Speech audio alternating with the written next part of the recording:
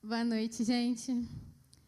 Bom, para começar nossa palavra de hoje, eu quero que você vire para a pessoa que está do seu lado e pergunte para ela, para o que você está se preparando?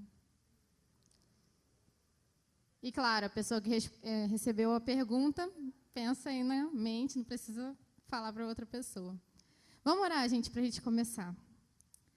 Senhor, meu Deus e meu Pai, a Ti, Senhor Deus, eu louvo, Senhor Deus, a Ti, Senhor Deus, eu entrego esse culto. Pai, em nome de Jesus, eu te peço que os nossos corações estejam quebrantados para tudo aquilo que o Senhor quer falar aos nossos corações nessa noite, Pai. Que estejamos disponíveis, Pai, não só para ouvir, mas para cumprir, Senhor Deus, e realizar nas nossas vidas tudo aquilo que o Senhor tem preparado para nós nessa noite, no nome de Jesus. Amém.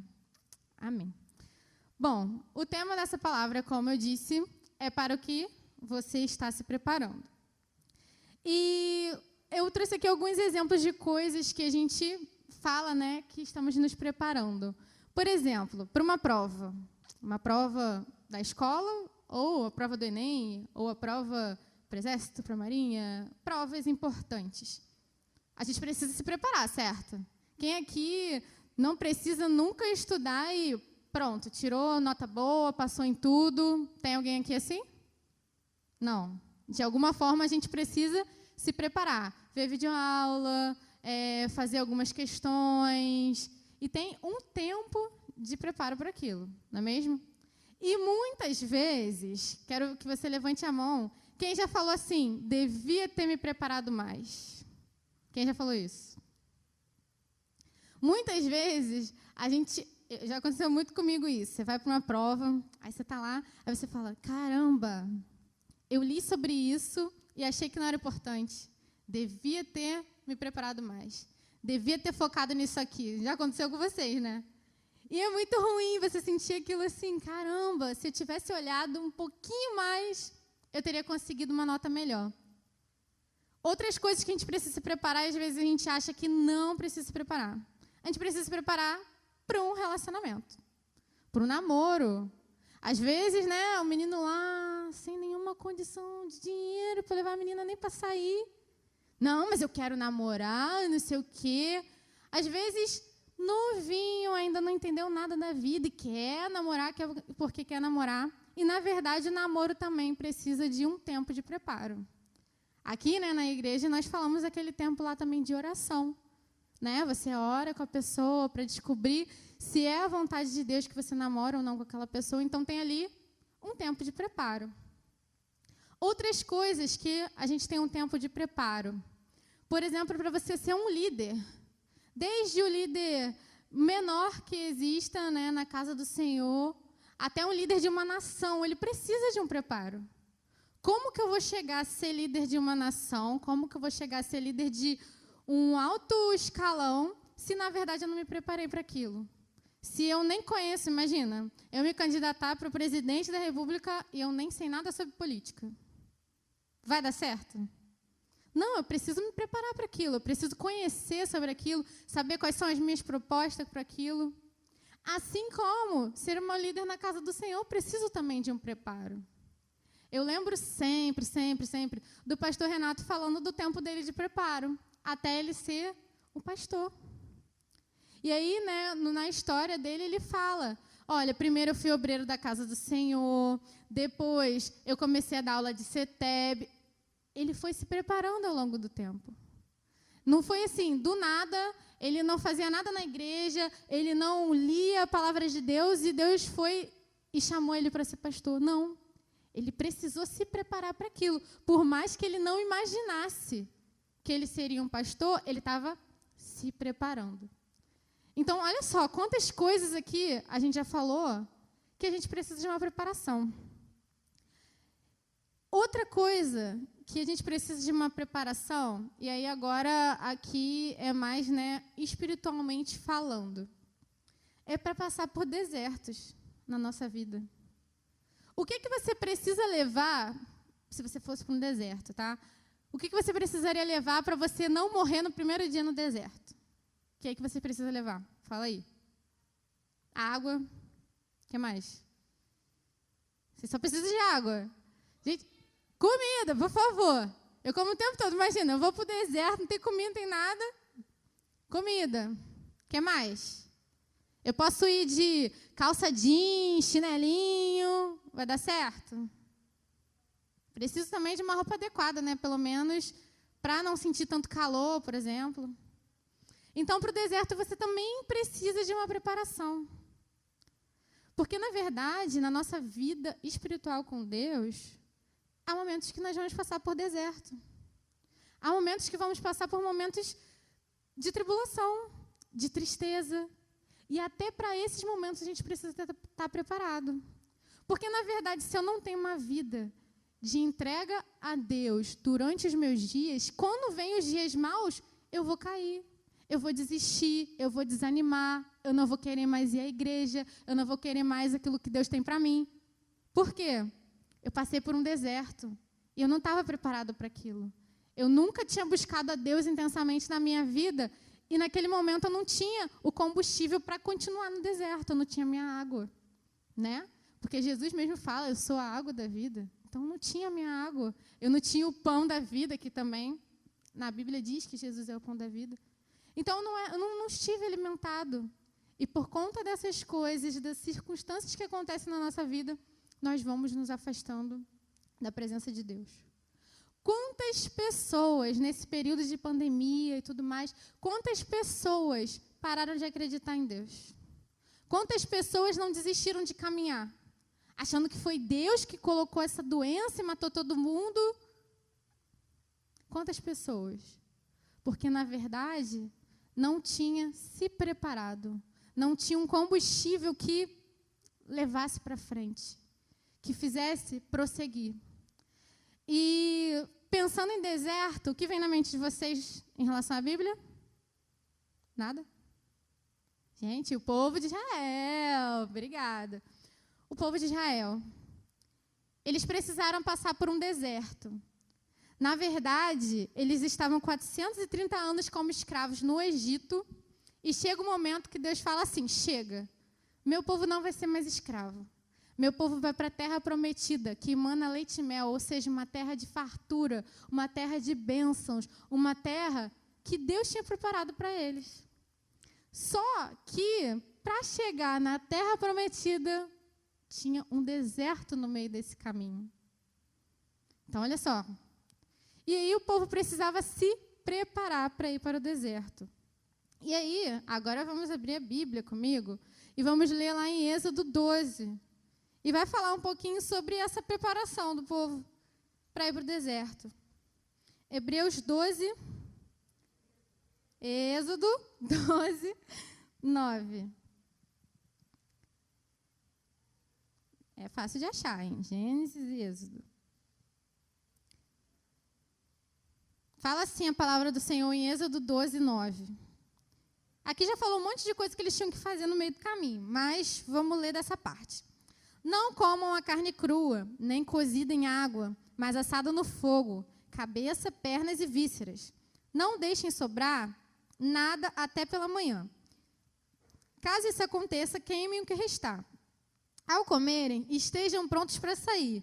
Cinto no lugar, sandálias nos pés e cajado na mão. Comam apressadamente. Esta é a Páscoa do Senhor. Aqui está o que eles precisavam fazer.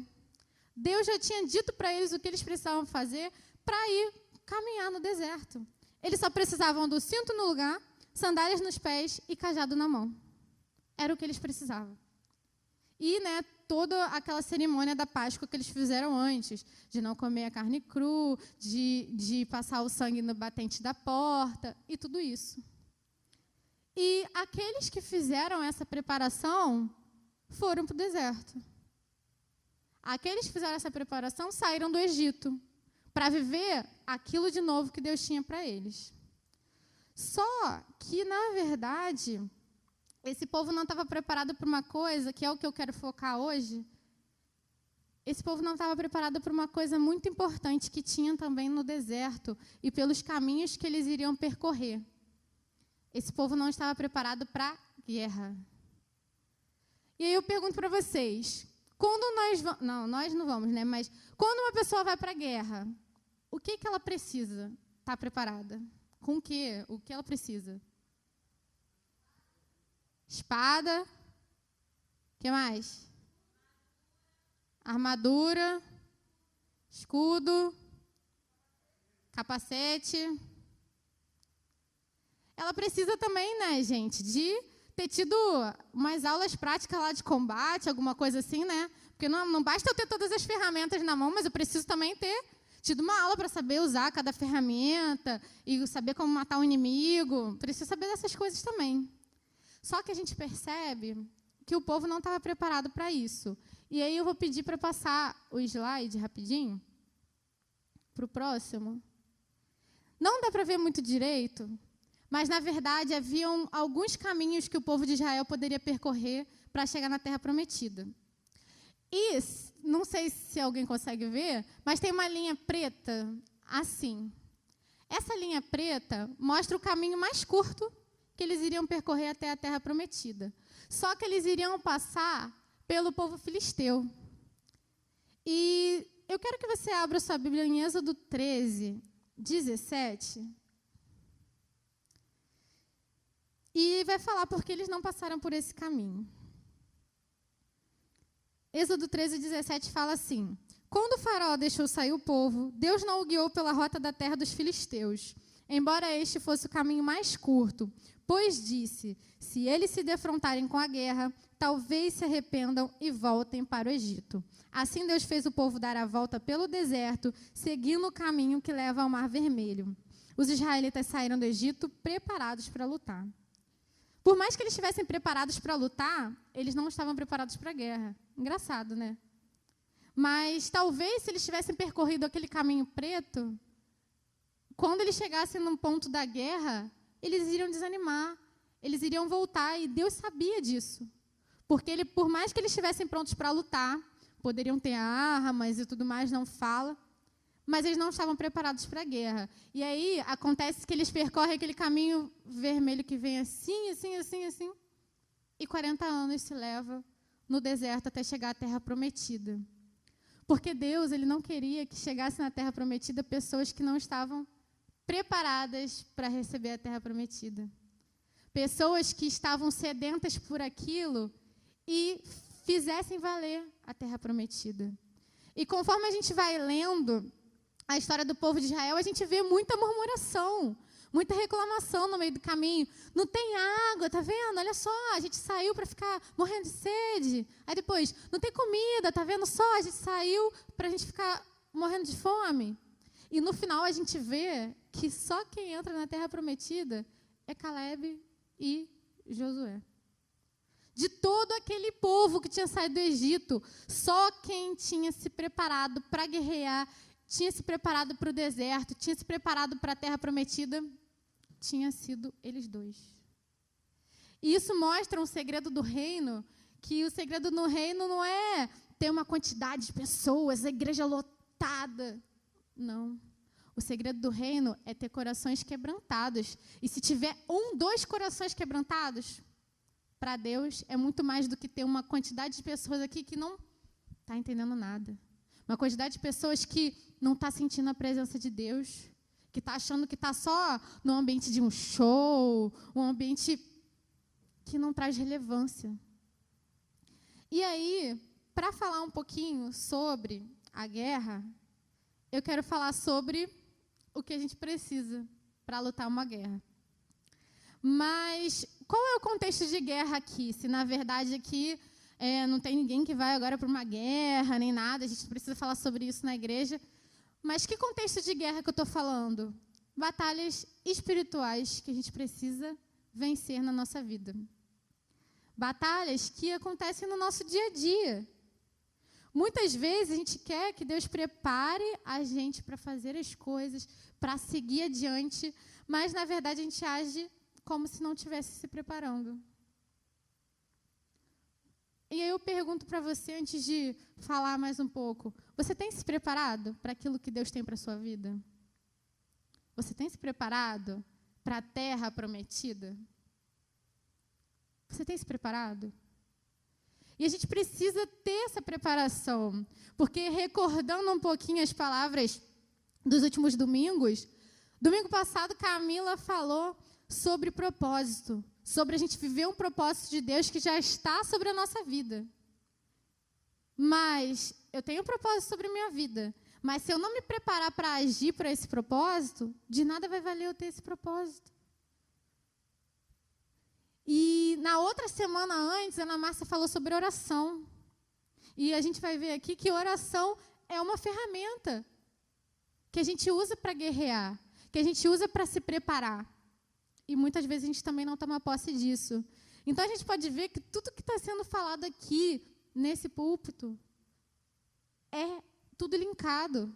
É tudo coisas que a gente precisa e etapas que a gente precisa na nossa vida para vencer com Deus. E tudo está sendo mostrado para a gente.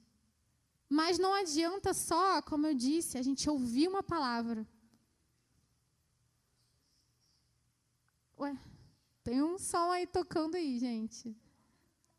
Tem um áudio aqui tocando. Não adianta a gente só ouvir coisas e a gente achar que a gente está sendo alimentado. Não adianta eu ter lido a Bíblia inteira se eu não coloco em prática nada do que está escrito aqui. Eu preciso estar preparado para aquilo que Deus quer fazer na minha vida. Pensa comigo, um outro exemplo aqui que eu queria dar, antes de falar mais um pouco sobre as nossas armas. Noé. Gente, imagina, Deus fala para você assim, olha, constrói uma arca assim, assim, assim, assim, que vai vir um dilúvio. Imagina o cara acreditar numa coisa dessas e construir, tá? Construir uma arca. E todo mundo zombando dele, falando, por favor, você está construindo uma arca para quê? Não faz sentido nenhum isso. E ele focado, porque ele sabia que Deus estava preparando ele para uma coisa que ele não via ainda, mas que ele precisava se preparar e fazer a parte dele. Então, olha só, a gente precisa ser assim como Noé. Eu não estou vendo, e isso é fé, mas eu vou fazer, porque Deus está pedindo para eu me preparar. Deus está pedindo para eu me consagrar. E, bom, como eu falei, nós vamos falar sobre as armas que a gente pode usar para as guerras da nossa vida. E as guerras que acontecem na nossa vida, algumas delas são a gente mesmo que faz isso com a gente, sabe? Como, por exemplo, nós nos diminuímos muito com relação às outras pessoas. A gente olha para alguém e fala assim, Deus colocou mais dons sobre a vida de fulano. Olha só como ele cresce na vida com Deus. Olha só como todo mundo chama ele para fazer alguma coisa na casa de Deus. E eu tô aqui, parado. Tá vendo? Eu não tenho nenhum dom, tá vendo? Eu sou burro, tá vendo? E muitas vezes a gente faz isso. E aí, isso se chama uma batalha na nossa mente. De achar que a gente não consegue, de achar que a gente não é bom o suficiente, de achar que Deus não derramou nada sobre a nossa vida. Só que, na verdade, Deus tem preparado coisas especiais para cada um de nós.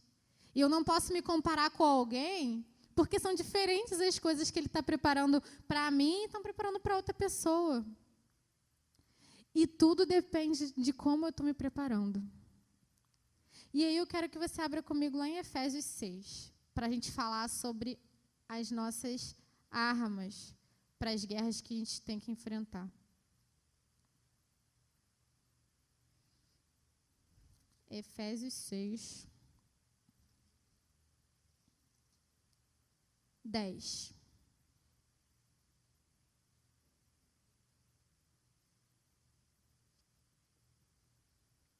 Foi? Efésios 6, 10.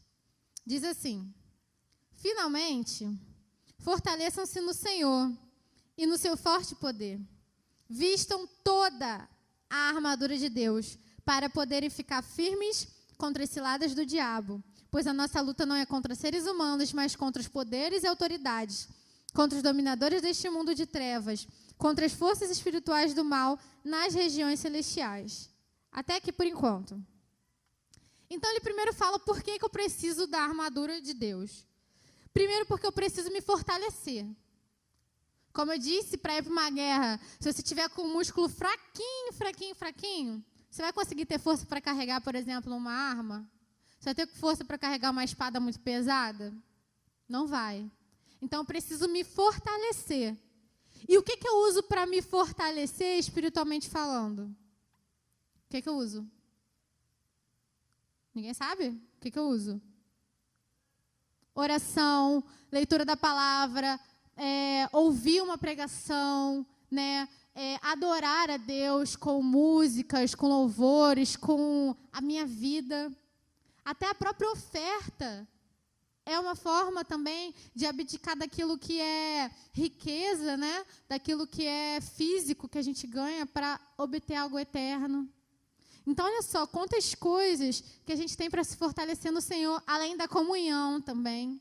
Comunhão é uma coisa que fortalece muito as nossas vidas. E aí fala, fortaleçam-se no Senhor. Porque aqui não diz assim, olha, alguns crentes vão sofrer ciladas do diabo. Aqui não fala isso. Aqui fala, gente, vocês vão sofrer ciladas do diabo. Vão acontecer situações na sua vida mesmo. Batalhas espirituais mesmo. Isso na vida de todo mundo. E aí é que fala, para poderem ficar firmes contra as ciladas do diabo. Porque a nossa luta não é contra os seres humanos, mas contra os poderes e autoridades, contra os dominadores deste mundo de trevas, contra as forças espirituais do mal nas regiões celestiais. Ou seja, há uma luta.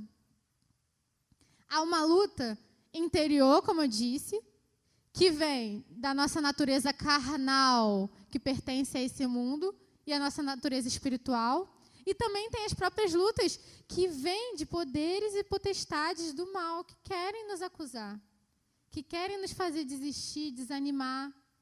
Quantas vezes aqui você não estava se preparando para vir para a igreja e você sentiu no coração assim, não vai não.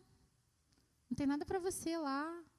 Ninguém vai falar com você, ninguém vai nem ligar que você não foi para o culto, ninguém vai sentir sua falta. Quantas vezes a gente não luta com esses pensamentos? E se você chegou até aqui hoje, parabéns. Porque teve pessoas que ficaram em casa. Porque não conseguiram vencer essa luta.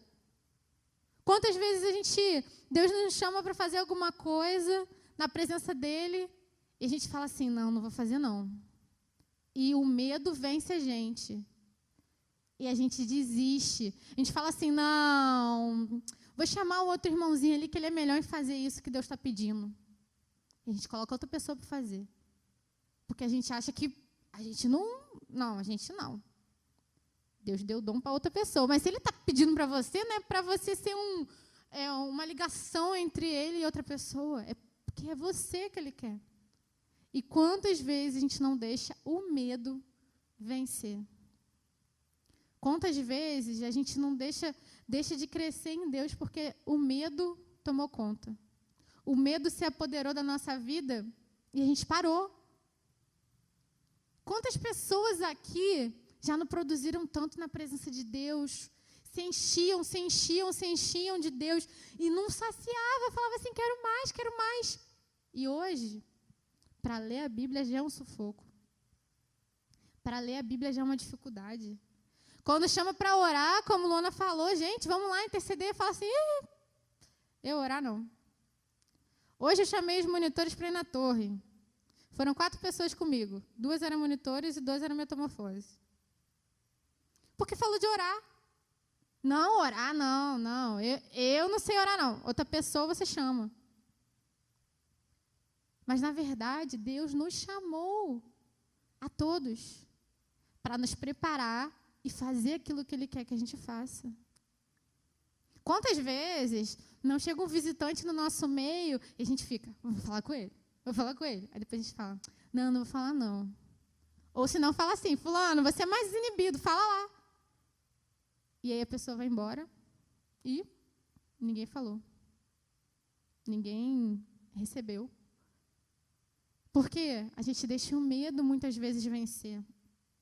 E a gente olha para outras pessoas fazendo, a gente fala, tá vendo? Viu como Deus preparou melhor elas?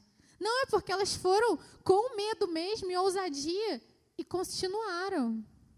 Você pode perguntar para qualquer um aqui que ministra louvor, que prega, se essa pessoa não teve medo algum dia, ou às vezes ainda tem, de ministrar, de pregar, às vezes fica nervoso, mas a gente precisa vencer todas essas coisas, porque Deus nos chamou, mas a gente precisa se preparar para perder todos esses medos.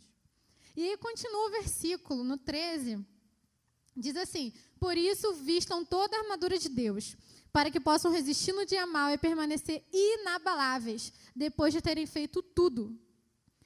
Ou seja, ele não fala, veste só uma parte da armadura que está suficiente, tá? Veste só o calçado que tá ok, você vai vencer. Ele não fala isso. Ele fala, vistam toda a armadura. E se uma parte estiver falhando da armadura, já não vai dar certo. Já não vamos conseguir permanecer inabaláveis. Já não vamos conseguir passar pelo deserto, que aqui fala, resistir no dia mau. Dia mau, deserto. Ou seja, eu preciso me revestir. E agora a gente vai ler um pouco sobre eles. Assim, mantenham-se firmes, cingindo-se com o cinto da verdade. Gente, vamos combinar, o mundo que a gente vive é um mundo de mentira atrás de mentira. E quantas vezes a gente não se pega contando um pouco dessas mentiras? Quantas vezes isso já se torna tão natural no meio que a gente vive, que daqui a pouco a gente mesmo está falando mentira e a gente acredita também na mentira que a gente contou. Então, viver a verdade é uma coisa totalmente louca nesse mundo que a gente vive. E por que o cinto da verdade? O cinto, gente, né? O cinto antigo é um cinto daquele estilo ali. Ele era usado como suporte para a espada, defesa do quadril da pessoa, proteção também contra golpes baixos. E ele une toda a armadura, né? Amarrando a couraça que a pessoa coloca depois. Ou seja, olha a importância do cinto na vestimenta. E olha a importância do cinto na vida cristã.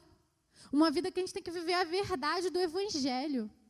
Jesus, ele mesmo disse lá em João 14, que eu amo, diz, eu sou o caminho, a verdade e a vida. Ou seja, a gente já tem a verdade no nosso coração. Deveria. E a gente precisa viver essa verdade. Um Evangelho autêntico. Que as pessoas olhem, muita gente sendo corrompida, muita gente falando coisa nada a ver, muitas igrejas, às vezes, a gente vê escândalo de igrejas, de pastores e tudo mais, mas a pessoa olha para a nossa vida e fala assim, esse vive verdade. Esse vive um evangelho autêntico. Esse é diferente.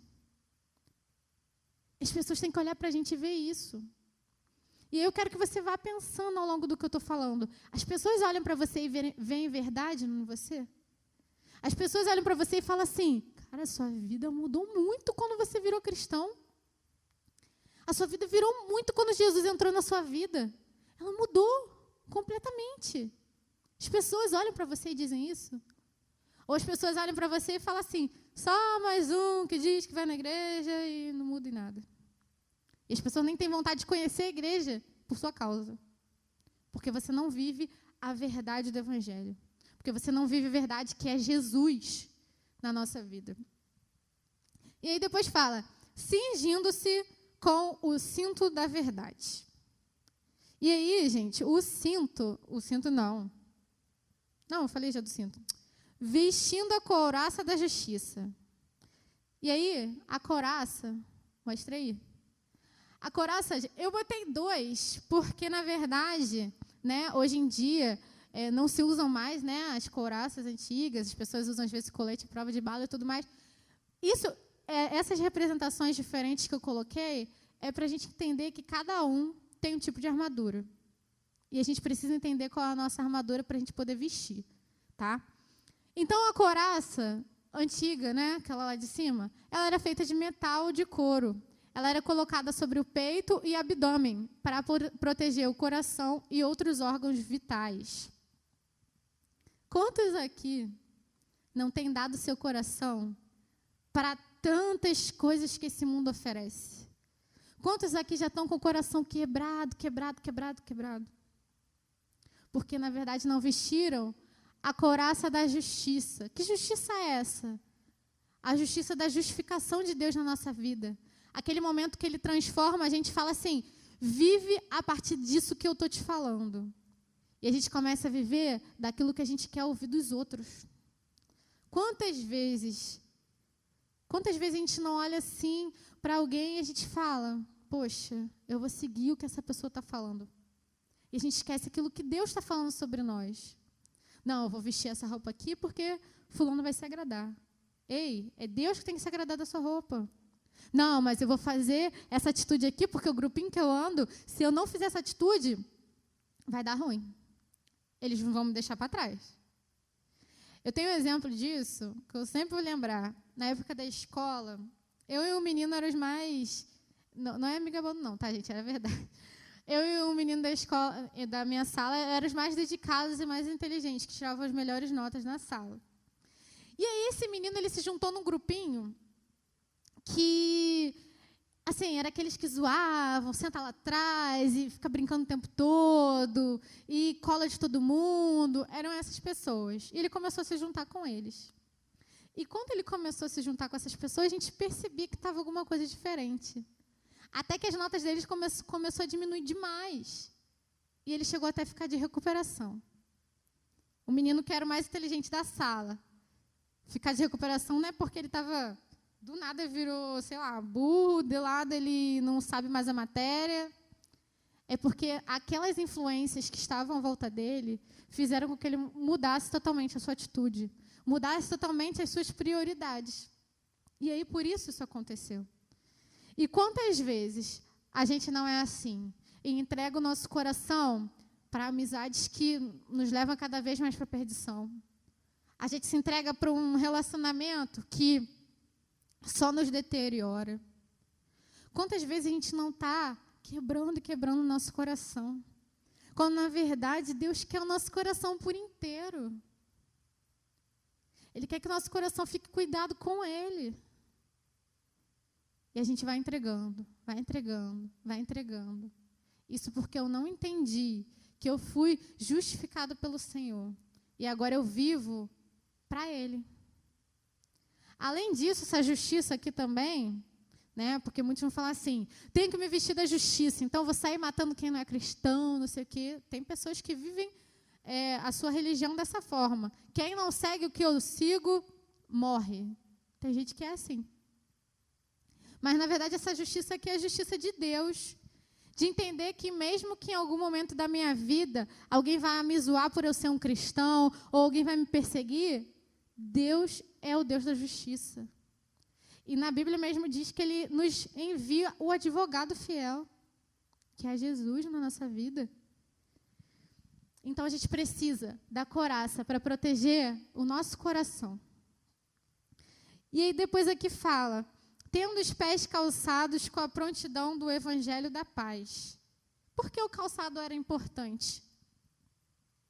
O calçado, o solado dele era de couro duro. E ele protegia de obstáculos perigosos, campos minados e doenças.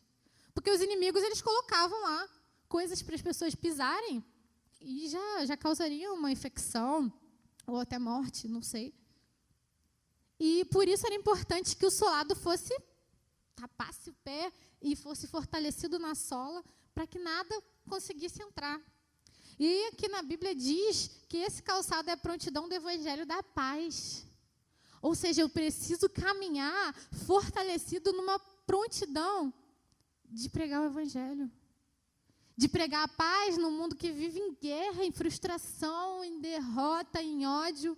Eu preciso ser aquele que está pronto para levar a paz.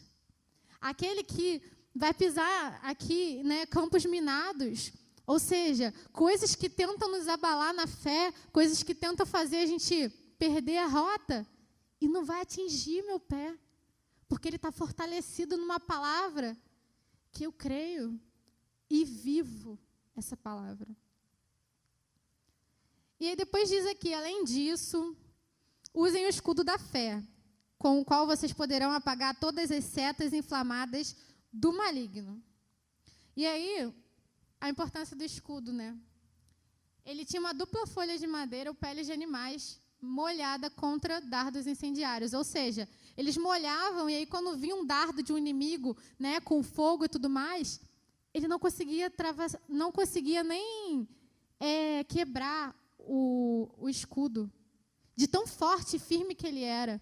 E aí ele protege a maior parte do corpo. Na verdade, até eu vendo uma pregação, ele dizia que, na verdade, nem é esse escudo aí que Paulo cita, é o escudo que é maior ainda, que a pessoa segura e até o pé. Tem até uma foto depois desse escudo. E ele cobre todas as brechas que ainda faltam. Porque, beleza, a couraça cobriu meu coração, o cinto, o meu abdômen, o pé está coberto com sapato. Mas e o restante? Era o escudo que tinha esse encargo. E aí é que fala que o escudo é a fé. E a fé, ela é capaz de apagar todas as setas inflamadas do maligno. Quando eu tenho fé, chega uma pessoa e fala assim, mas por que você é cristão? Mas por que você não fica com todo mundo? Mas por que você não bebe? Mas por que você não se droga? Mas por que você não fala palavrão? Chega as pessoas com isso e a minha fé diz, porque eu tenho um Deus que me diz que eu preciso ser diferente. Porque tem um Deus que diz que eu não preciso disso aí para sentir prazer na vida, para sentir alegria. Porque eu tenho um Deus que me satisfaz. E mesmo que eu não veja ainda tudo que Ele preparou para mim, eu ainda confio, eu ainda tenho fé. Porque eu sei quem me guia. Ou seja, olha só a importância do escudo. Olha a importância da fé na vida do cristão. Se você perde a fé em Deus, todas as outras coisas são válidas. Tudo que te oferecerem, você vai falar, pode vir, pode vir. Porque eu já não tenho fé. Eu já não tenho mais pelo que lutar. E aí, por último, ele fala, usem o capacete... Não, por último não, tem mais um. Usem o capacete da salvação. Ou seja, capacete protege o órgão vital para o funcionamento do corpo, o cérebro. O cérebro é onde estão as nossas memórias, a nossa inteligência e as nossas emoções. E eu fiz questão de colocar essa imagem aqui de trás, aqui do lado, que ela está cheia de furo de tiro, de bala, não sei, né? Mas não ultrapassou o capacete, de tão forte que ele é. Ou seja, a salvação é aquilo que protege todas as minhas emoções. A salvação é aquilo que me fala assim, continua. A salvação é aquilo que fala assim, tem mais do que essa vida aqui para você viver. A salvação é aquilo que fala assim, permanece firme.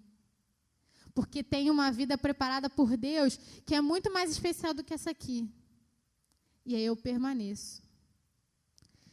E aí, por último, ele fala, e a espada do Espírito, que é a palavra de Deus. Qual é a importância da espada? Ela é uma arma de ataque contra o inimigo. Ela fere e defende. E aqui o ataque do inimigo, algumas vezes esse inimigo vai ser eu mesmo. E a palavra de Deus vai me confrontar com uma espada. E até a Bíblia fala que a Bíblia é como uma espada de 2 gumes, que fere a pessoa. E às vezes quando a gente não sabe o que fazer, procura na Bíblia. Está escrito aqui. Ela é o nosso guia, ela é a nossa espada, ela vai ferir e vai nos defender de todos os ataques. Mas a gente não dá tanta relevância para a Bíblia. Porque se eu for ali numa loja, eu posso comprar. Mas e aqueles cristãos que são perseguidos, eles têm às vezes só uma folhinha da Bíblia, e às vezes são mais cristãos do que a gente. Eu sinto muita vergonha quando eu falo isso. Porque é assim, as pessoas são perseguidas. Sabe o que é você ser perseguido até ser morto de formas torturantes? São os cristãos perseguidos. E às vezes eles só leram uma folhinha do Evangelho. Porque não pode entrar Bíblia nesses lugares. E eles às vezes têm mais do Evangelho do que a gente que tem acesso. Eles às vezes sabem muito mais sobre a presença de Deus do que a gente que tem acesso. Que a gente que pode vir para a igreja. E a gente fala assim, rotina, vamos lá, domingo é dia para a igreja. E a gente trata isso aqui como uma rotina. Já nem é algo que, caramba, preciso de domingo porque eu preciso saber mais de Deus, eu preciso conhecer mais e continuar isso aqui que eu estou seguindo na minha casa. A gente não vem assim. A gente vem, ai, preciso ver meus amigos que eu estou com saudade, preciso ir lá que é uma rotina, preciso ir lá porque eu estou na escala. E já não é mais nada a ver com Deus, eu vi aqui. Mas sim a ver com todas as outras coisas, menos com Ele. E aí, depois a gente não sabe por que eu estou fraco, por que eu estou triste, por que eu estou angustiado. Porque eu não tomei posse da armadura que Deus tem para a minha vida. Gente, essa armadura aqui é para todos nós. Estamos em guerra. A gente precisa entender isso. Estamos em guerra, espiritualmente falando. Uma guerra entre aquilo que Deus quer para a nossa vida e aquilo que o inimigo quer fazer com a gente. Olha quantos já não perderam essa batalha. Olha quantos que a gente ainda precisa resgatar. E se eu não estiver forte? A gente precisa adquirir músculos espirituais. Eu preciso ficar forte espiritualmente falando.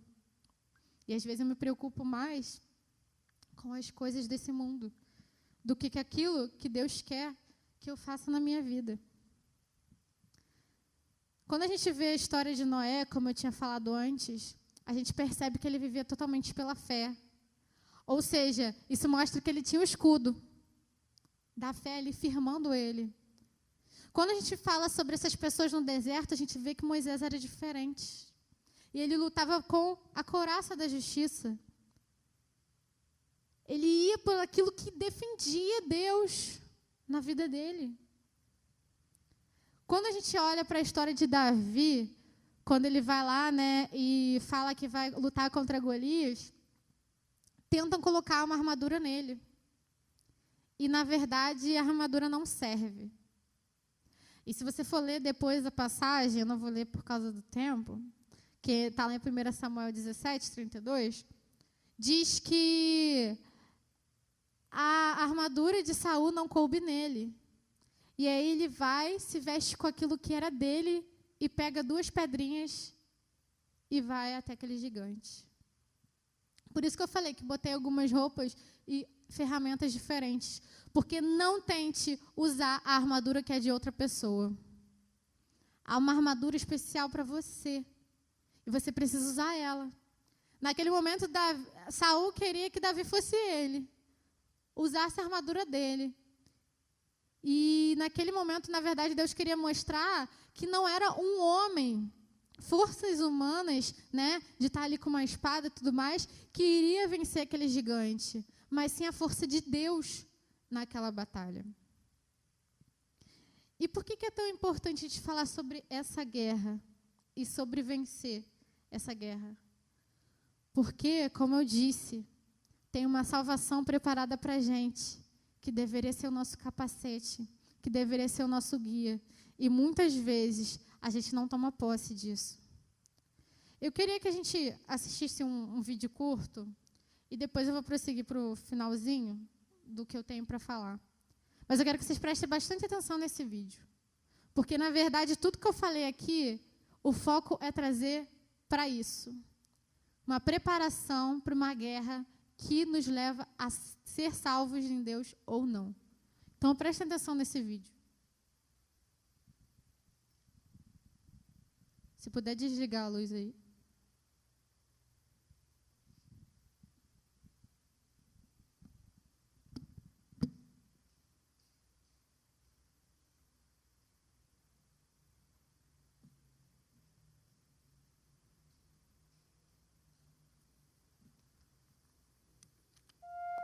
Imagine essa corda e pense que essa corda é infinita.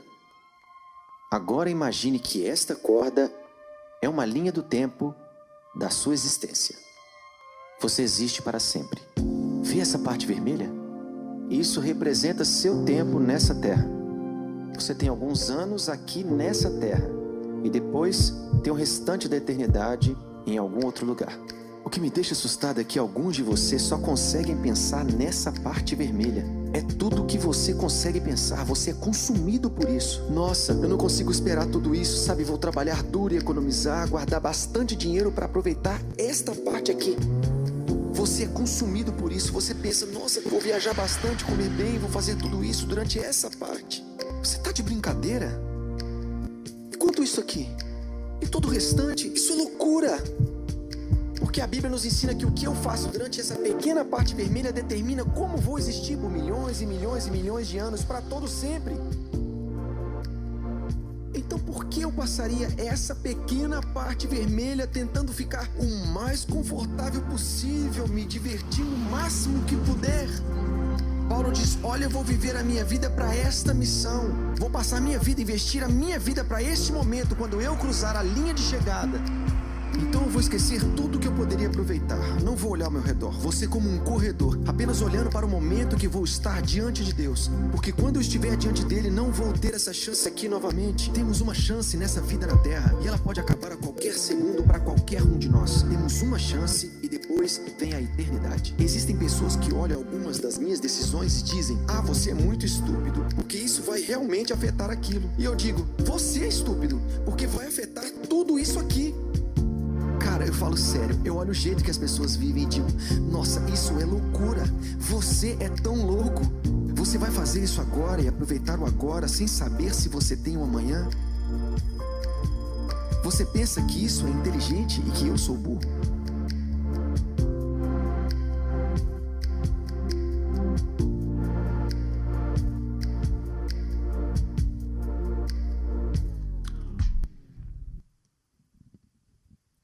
Bom, como eu disse, tudo que eu falei aqui tem a ver com a nossa vida eterna. A gente está preparado, quando eu falo para o que você está preparado, eu falo para o que você está preparado a viver aqui nessa terra, que são as coisas pequenas, né, nessa vida, como a gente viu, fazer uma prova, virar o líder de alguma coisa, coisas espirituais que acontecem. Falo sobre a preparação, como Camila falou na semana passada, sobre a gente se preparar para os dons e talentos que Deus depositou em nós e às vezes a gente deixa enterrado. Mas também falo sobre a nossa preparação para a vida eterna. Quantos de nós temos vivido como se a nossa vida fosse só o aqui e o agora? Mas, na verdade, tem uma vida inteira pela frente. E, na verdade, todas as nossas escolhas hoje determinam como a gente vai viver o restante dela. Isso é muito sério. Porque a gente vê que tem muitas pessoas morrendo, sem às vezes nem conhecer o Evangelho. E a gente tem a oportunidade, a gente vive como se fosse nada. Como se fosse alguma coisa muito banal.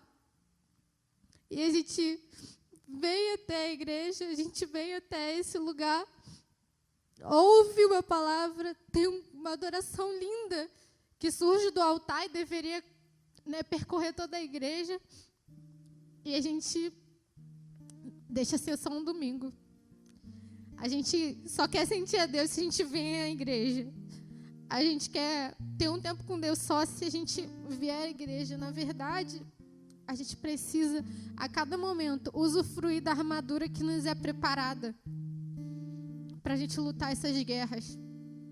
Às vezes, algumas pessoas falam assim, mas minha mente toda hora batalha contra mim, eu não consigo ser diferente disso. Você consegue sim. Tem uma armadura para você. Uma armadura contra essa batalha que você vive. Ai, mas o inimigo sempre está me atacando e tudo mais. Na verdade, tem muita coisa que não foi o inimigo contra a sua vida, mas você mesmo deixando com que a sua carne tome conta. E aí, você perde a vida eterna. Porque, como foi dito ali, a gente não sabe o nosso tempo. A gente não sabe se a gente tem o amanhã.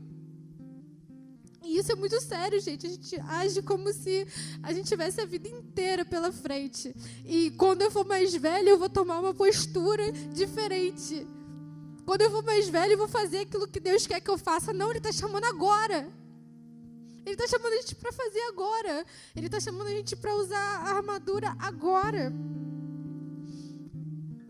uma passagem que eu acho linda, que Moisés está falando com o Senhor, e o Senhor fala, vocês podem ir. E aí ele fala assim para o Senhor, eu não vou se o Senhor não for comigo. Se o Senhor não for, não tem por que a gente ir. E ele sabia que era importante o Senhor ir junto com eles no deserto. E por que a gente escolhe quando Deus vai estar com a gente? Por que a gente escolhe quando a gente vai sentir a presença de Deus ou não? Quanto que a gente poderia não estar vivendo na presença de Deus, a gente não vive porque a gente não quer. Eu vou ser muito sincera, a gente não vive porque a gente não quer. Deus está chamando uma geração, e vocês são essa geração, eu sou essa geração. Sabe, tem uma hora que o Davi não vai estar mais aqui ministrando, quem vai ficar no lugar? Vai ter uma hora que Luana não vai ser mais a líder do Vida Team, quem vai ser a líder?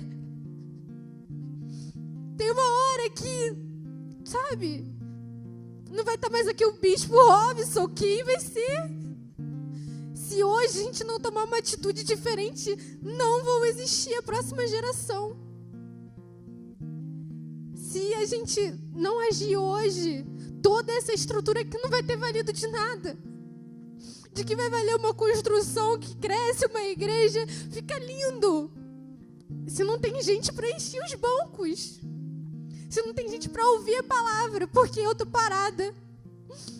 Porque eu acho que o meu chamado, o meu dom é só para daqui a um tempo. E aí, por enquanto, eu vou enterrando tudo, né? Meus dons vão ficando enterrados, porque Deus só me prometeu uma coisa lá na frente. Eu quero que você feche os seus olhos nesse momento. E aí, no seu lugar, você comece a pensar sobre isso. Salmos 48:12 diz assim: percorram Sião, contornando-a, contem as suas torres. Observem bem as suas muralhas, examinem as suas cidadelas, para que vocês falem à próxima geração que este Deus é o nosso Deus para todo sempre. Ele será o nosso guia até o fim. Será que você vai poder falar isso para a próxima geração? Ou você vai ser mais um que vai constar na lista de cristãos não praticantes? Nunca vi isso. Ou você vive um evangelho completo, ou você não é um cristão. Porque ser cristão é ser um pequeno Cristo. E se eu não faço nem metade daquilo que Jesus fez e faria, eu não estou sendo um cristão. Eu não estou imitando a Ele. Isso vale para o mais novinho que está aqui até o mais velho, tá? Porque às vezes a gente acha que essa palavra aqui é só para o adolescente mais novinho, de 10 anos, que está aprendendo agora. Não, é para todo mundo. E eu queria que você prestasse atenção nesse louvor que eu amo. Nem foi sugestão minha, mas eu amo esse louvor. E eu queria que você pensasse sobre a sua vida. Sobre como você tem usufruído da sua vida aqui, se você tem pensado na eternidade e para onde essa sua vida vai te levar.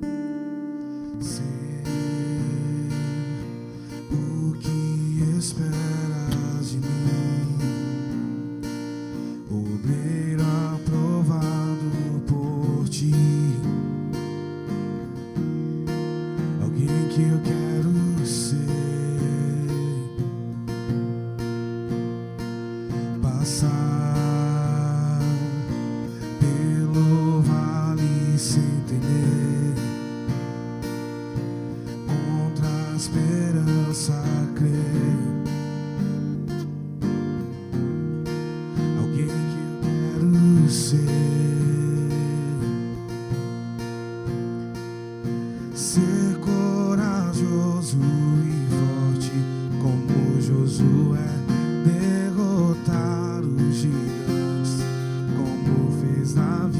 Ser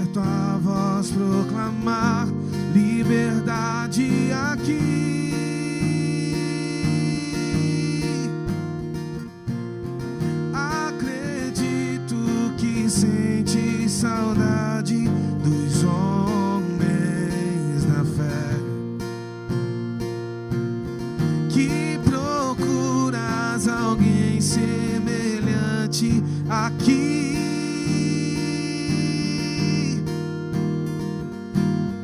Meu desejo é te dar todo orgulho que um pai tem,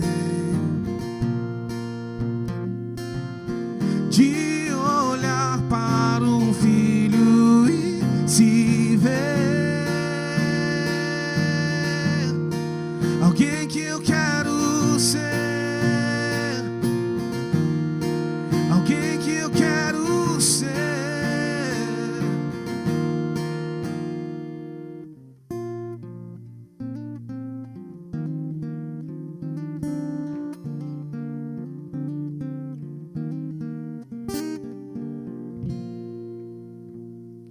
Ser corajoso e forte como Josué, derrotar os gigantes como fez Davi, ser tua voz, proclamar liberdade aqui.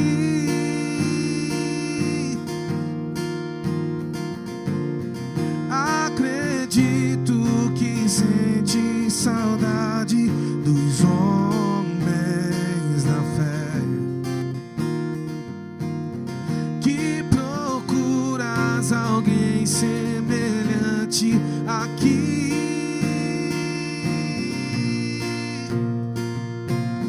Meu desejo é te dar todo orgulho que um pai tem, de olhar para um filho e se ver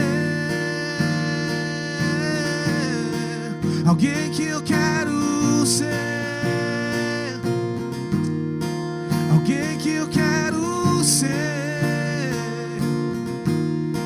alguém que eu quero ser, alguém que eu quero ser.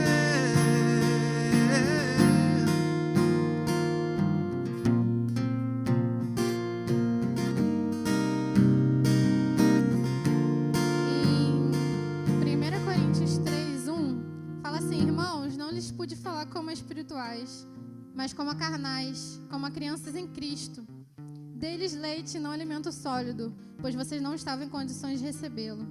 De fato, vocês ainda não estão em condições, porque ainda são carnais. Porque visto que ao invés de divisões entre vocês, não estão sendo carnais e agindo como mundanos. E, na verdade, um bebê não tem como ir para uma guerra. O bebê, ele depende dos pais. O bebê, ele toma só leite, então não tem como ele ter muita força para ir para uma guerra. Deus nos chama para ser espiritualmente humanos, espiritualmente crescidos nele. E aí sim a gente pode usar uma armadura, porque aí eu tenho músculos espirituais, eu tenho força vindo de Deus, e aí eu estou crescido. E aí eu posso viver tudo aquilo que Deus quer. Eu queria que você ficasse de pé comigo. E nesse momento nós vamos fazer um ato profético, né? Nós vamos vestir a nossa armadura. E a todo momento que eu falar sobre uma parte da armadura, você vai fazer na sua frente como se você estivesse vestindo. Mas só veste aquilo que você tem certeza que você quer vestir. E lembre que você só vai estar totalmente preparada para uma guerra quando você vestir toda a armadura. Você não precisa vestir toda a armadura aqui, não. Mas entenda que você precisa vestir toda ela para vencer a guerra. Senhor, meu Deus e meu Pai, estamos aqui na Tua casa, Pai. Não sei qual foi a intenção de cada um de nós em vir aqui hoje, mas eu te peço que a intenção seja a mesma agora ao final. De receber de Ti, de Te encontrar, de ser preparado pelo Senhor e fazer aquilo que o Senhor deseja que venhamos a fazer na nossa vida. Pai, que nesse momento, cada um de nós venha a tomar posse da armadura que é sua para os nossos corações, para que a gente possa ser fortalecido e, como diz a Tua palavra, permanecer inabalável depois de ter feito tudo. tudo que era possível nessa guerra aqui nessa terra. Pai, não sabemos quantos são os nossos dias, mas queremos vivê-los, Senhor Deus, da melhor maneira possível enquanto estamos aqui. Então, Senhor Deus, nesse momento, Pai, queremos cingir-se do cinto da verdade. Se você quer viver a verdade do Evangelho, se você quer ser aquele que leva a verdade às outras vidas, que você agora coloque o cinto da verdade na sua cintura. Deus, no mundo onde a justiça é pregada de um modo totalmente diferente, eu quero, Senhor Deus, vestir a sua couraça para proteger o meu coração de todas as armadilhas e pensamentos que invadem e quebram o meu coração, o nosso coração, a cada dia. Pai, então nos faz, Senhor Deus, preparados com a sua couraça, Pai, nos protegendo a cada momento. Pai, assim também te peço que os nossos pés estejam calçados com a prontidão do Evangelho da paz. Que venhamos pregar, Senhor Deus, o Teu Evangelho a tempo e fora de tempo, com os dons e talentos que o Senhor nos deu. Pai, além disso, que venhamos usar o Seu escudo da fé. Que venhamos ter uma fé, mesmo que do tamanho de um grão de mostarda, mas que linda árvore será. Pai, em nome de Jesus, te pedimos, Pai, nos dá do Teu escudo para proteger, Senhor Deus, todo o nosso corpo de todas as setas inflamadas do maligno.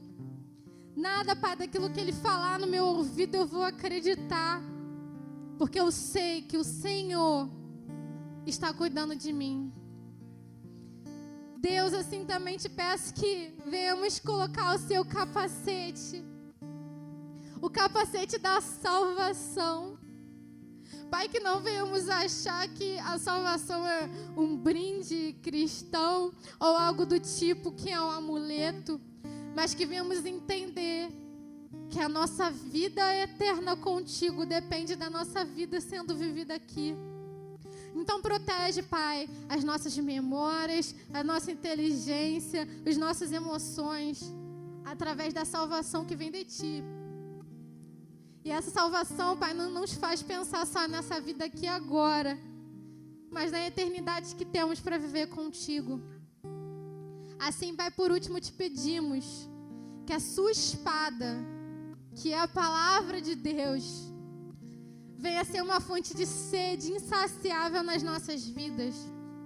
Pai, que cada um aqui, Senhor Deus, já saia daqui desejoso de experimentar a palavra de Deus, de a cada dia se apossar dessa espada, Senhor Deus, que é a Tua palavra, Pai, e nos protege de todas as batalhas, Senhor Deus, que venhamos enfrentar, ferindo o nosso inimigo, que às vezes somos nós mesmos. Pai, nos faz ser autênticos. Pai, nos faz ser diferentes. Pai, que não venhamos sair daqui da mesma forma que entramos, mas que venhamos entender que precisamos estar preparados. Não importando a nossa idade, precisamos estar preparados.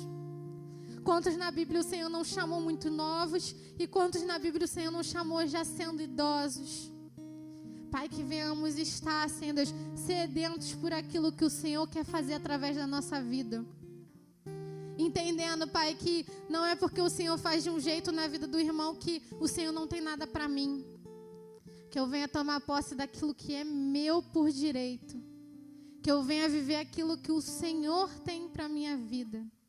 Pai, é isso que eu te peço, Senhor Deus, para cada um dos meus irmãos aqui. Senhor Deus, dá a cada dia mais sede e fome da Tua presença. Que, Senhor Deus, essa palavra não fique só aqui, nesse momento, mas venha percorrer todos os seus dias. Que o Senhor abençoe a cada uma das vidas aqui e encha, Senhor Deus, de coragem, de força, de santidade. Pai, a cada dia santifica os Teus servos. Pai, faz com que eles sejam a cada dia mais crescentes no Senhor. Que não haja mais lugar para depressão, para tristeza, para rancor, para ódio. Pai, todas essas coisas que venham cair por terra em nome de Jesus. Que haja lugar para o amor, para a paz, para a esperança, para a gratidão, para a serviência a Ti, Senhor Deus. Pai, nos ensina a ser como o Senhor quer que sejamos, para que possamos pregar para a próxima geração o que é viver uma vida com o Senhor. Te peço, Pai, leva-nos em segurança aos nossos lares e guarda a nossa vida em Ti. E que a cada dia da nossa vida venhamos pensar na nossa vida eterna e como podemos alcançá-la, Pai, de forma satisfatória em Ti. Em nome de Jesus, Pai. Amém. Amém, gente. Que Deus abençoe a cada um e que essa palavra fique no nosso coração. Amém.